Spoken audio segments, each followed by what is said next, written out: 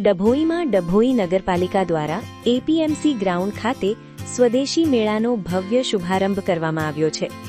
આ મેળાનો શુભારંભ ડભોઈમાં ધારાસભ્ય શૈલેષભાઈ મહેતા સોટ્ટાના વરદ હસ્તે કરવામાં આવ્યો હતો।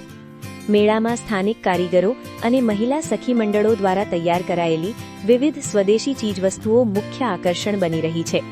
ધારાસભ્ય શૈલેષભાઈ મહેતાએ મેળાની મુલાકાત લઈ સ્વદેશી ઉત્પાદનોની ખરીદી પણ કરી અને નાગરિકોને સ્થાનિક કારીગરોને પ્રોત્સાહિત કરવા અપીલ કરી હતી। એપીએમસી ગ્રાઉન્ડ પર સ્વદેશી મેળાનું આયોજન કરવામાં આવ્યું છે। તારીખ 6 થી 15 સુધી આ સ્વદેશી મેળો સવારે 10 થી રાત્રે 10 વાગ્યા સુધી ચાલુ છે।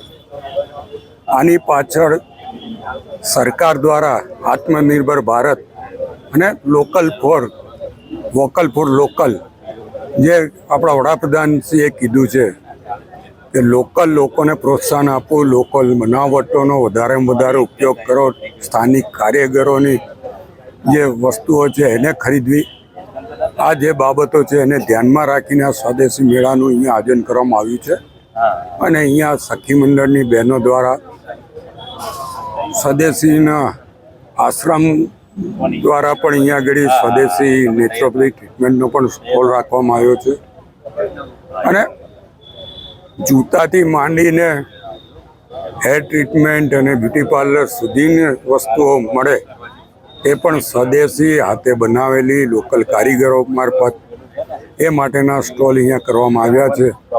ત્યારે હું સરકારશ્રીનો પણ આભાર માનું છું અને ડભોઈ નગરપાલિકાનો પણ આભાર માનું છું। સુંદર આયોજન અહીંયા આગળ કર્યું છે અને આપના દ્વારા ડભોઈ નગર અને આજુબાજુના તમામ ગામના લોકોને એકવાર આ મેળાની મુલાકાત લઈ આપણા લોકલ કારીગરોને પ્રોત્સાહન આપવા માટે વિનંતી કરું છું।